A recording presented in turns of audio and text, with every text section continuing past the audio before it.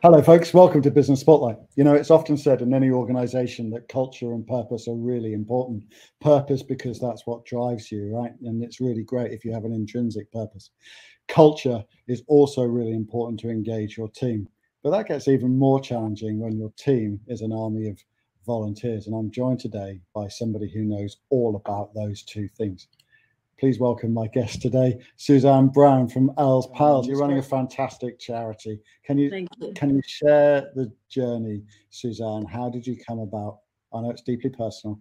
Could you share in a few minutes the story behind how you came around to form Als Pals? This sort of derived from my personal experience that I had with my own dad, who sadly lost his life to cancer in July 2018. And what we found is, even though he was the one going through it, he didn't want to really disclose his fears and his expressions to us as his family, because we are emotionally involved and attached. And it was very difficult for us too. So whilst he was in hospital, knowing that the end is sort of coming, he did ask if there was like a buddy service of some form, just a volunteer or someone else that he could talk to and offload to without having to do that with us. And sadly, at the time, I did a bit of research and there wasn't. And a bit of cliche sort of moment where my dad sort of said, before, literally days before he died, will you make this happen? So it was a bit of a light bulb moment in me. And I thought, oh my God, this is exactly what I need to be doing. And 6 weeks after he died, I actually wrote into the hospital telling them of my dad's situation and where we wanted to go with it, and they encompassed it, and I had a meeting with them, and Als Pals was born. So you've got such a strong and empowering intrinsic purpose, right? It's something that comes from within, but you're also running a big team. I know there's more than 40 of you involved in Als Pals now. Tell me, what have been some of the biggest challenges that you've faced since you started the charity, and how have you overcome them? I think that the biggest challenge was when we launched, which was in 2020, which of course was lockdown. So we launched 2 weeks prior to lockdown. So that was really difficult. So all the events I had planned that year, I had to cancel.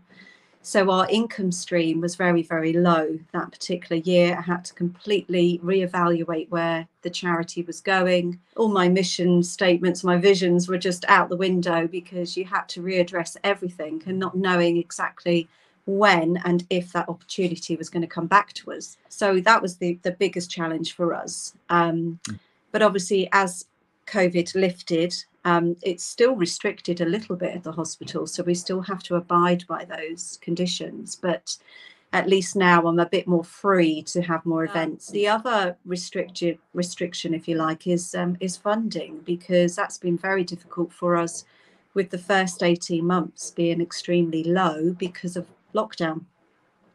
You couldn't apply for grants, you couldn't do any of that really. So we're just starting to get back on track. It's going in the right direction.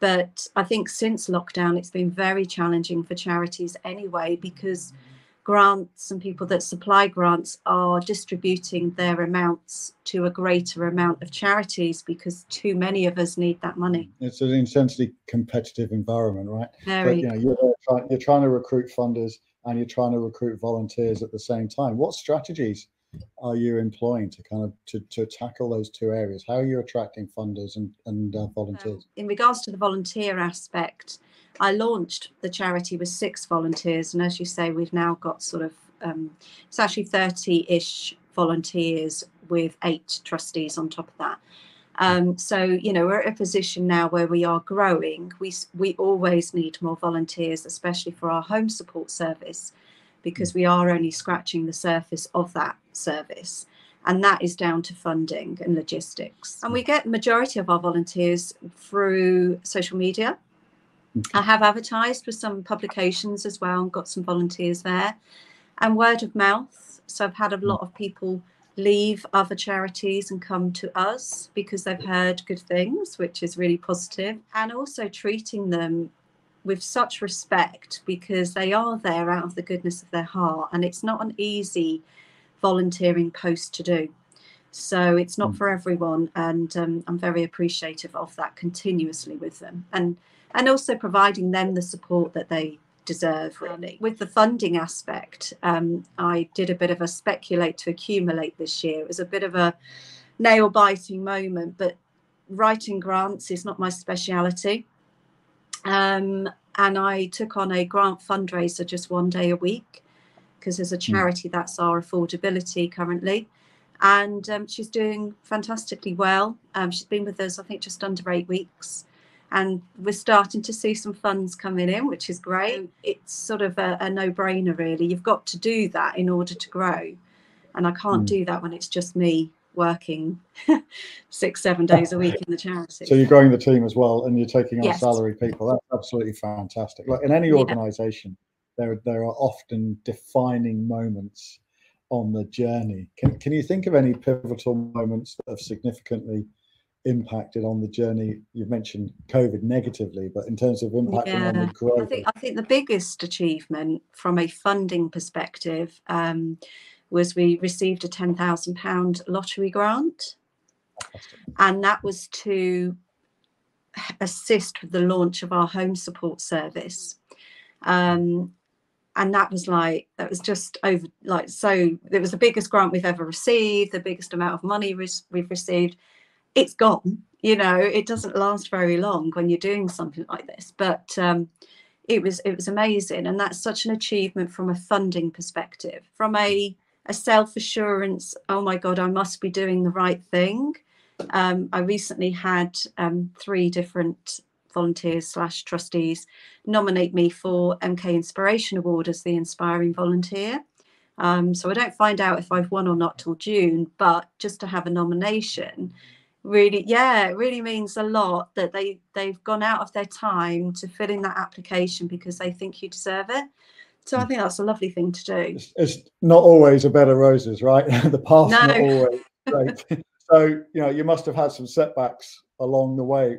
How do you handle setbacks, and what lessons have you learned from facing setbacks? Yeah, setbacks are difficult. My biggest worry in all of this has always been funding. During the time of the charity, sadly, my marriage failed as well. So I went from a decent income, taking an income from my husband's business at the time, to not having anything. And it was a real sort of, I've had to work part-time to support this, to pay my bills, because I was so reluctant to take any money from the charity, and still am to a point. I think the way you deal with it is the good that you're doing outshines any monetary value. So for me, yes, my income's quartered, but it doesn't matter, because actually when you're visiting these people and their families, you realise that actually money is nothing. And what they're going through from a health perspective, and the difference I know that we're making as a charity, just makes everything go out the window anyway. And you've just got to have perseverance and thick skin. You're a very busy person. You're doing a lot of stuff and you're helping a lot of people. How do you maintain a good work-life balance? It's difficult. Some weeks are harder than others. So some weeks I can be doing the 6/7 days a week, especially if there's fundraisers on. But I think for me, I don't really see it as work. And that's the difference, because it is work, and it's very hard work and very emotional work. But because of the difference you're making, and because it's a legacy to my dad, and because it's all these different things that I've got such passion for, I want to help and enable others to hopefully have a better cancer journey than my dad did. And that is what drives me, and hopefully that is then relayed through to my volunteers, and will drive them to help and support people out there. The perspective's different, isn't it? There's so many parallels between running a business and running a charity. But actually, when you start to frame the world through the lens of running a charity, and then you transfer those learnings to how that could apply in a business, then your perspective changes massively. So let's think a bit about growth, right?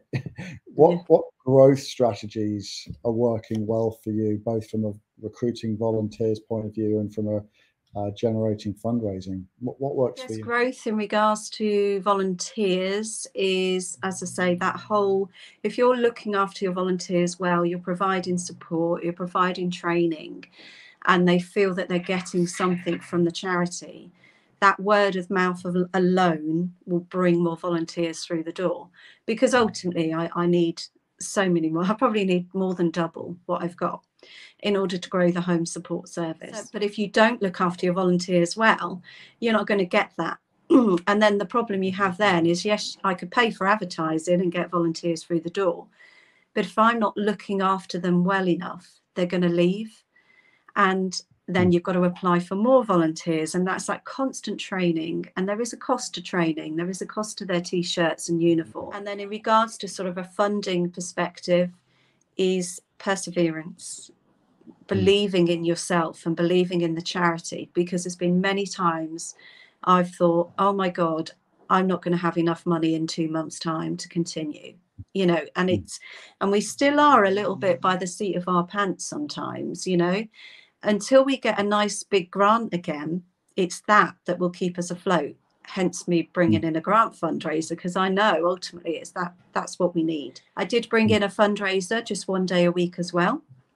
So we now have a calendar of amazing events that she's put together, and that will sustain us. So those £1,000 here and there will sustain the charity, but it's the big grants that will enable us to grow in the way that we want to develop and grow. We talk about the importance of relationships in business, but they're not always transparent.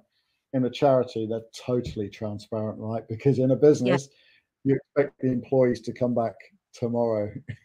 In a charity, they're volunteers. They don't have to. So can you tell me a little bit about the importance of building relationships? So we do have we have a process. We have many processes. I love a process.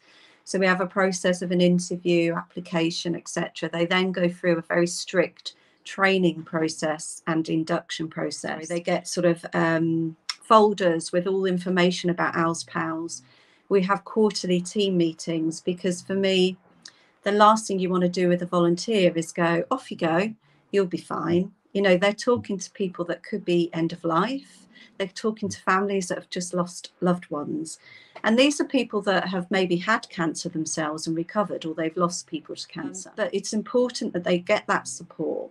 And also I want them to be a part of my charity and feel a part of it. So in our team meetings, we often brainstorm, right, how can we do things better? What are you realizing or recognizing that I'm not? And how do we better that? And I think that makes them feel a real part of the charity and makes them then inspire and want to do more. But as long as they feel supported, they've got the emotional support. We have an online app, and there's a volunteer chat room, so they can go in there and offload to each other. The team meetings allows them to offload as well and talk to us. I'd like to do more socials, but that's from a affordability point of view. Having that communication, the 8-week supervision records that I have with them, probably longer than 8 weeks at the minute, because I don't get to go round everyone. But again, it's just knowing I'm at the end of a phone. And we also have an in-house psychologist, and he offers us all of our training.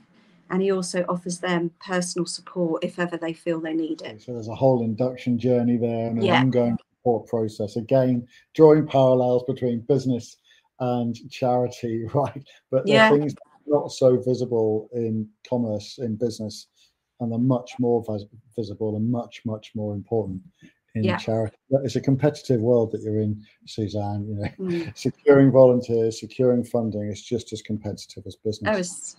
It's very testing, and actually, you know, businesses could learn a lot actually from a charity, as charities can learn a lot from a business. And running a charity is running a business. You've got to be strict, and you've got to have your cash flow and all of that. But at the same time, you've got to have that understanding and empathy with your staff, your workforce. And a lot of employers don't have that. Before we finish, tell me, you've been through the journey. What words of advice would you give to anybody who's either thinking of starting a charity, or starting a business? What words of wisdom have you got for those folks? Never lose focus. never lose passion, and have extreme thick skin, and be prepared for severe hard work. But what you get back, it's just worth it.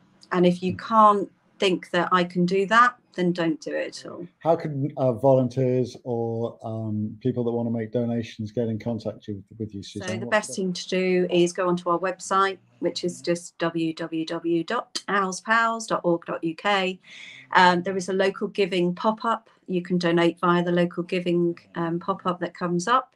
If you want to volunteer, the best thing to do is email, which is info@alspals.org.uk. I pick up those emails and I will correspond with you there onwards. We are currently looking for home support volunteers and fundraising volunteers. Suzanne, it's been an absolute joy to interview you. Thank you so much for coming on and sharing your story. Folks, if you'd like to come on and share your story like Suzanne has just done, then we'd love to hear from you. Just comment, apply down below. We'll do an interview with you and get it recorded, edit it, and then push it out. We'd love to hear from you. Until then, thanks for joining, and we'll see you next time. Bye for now.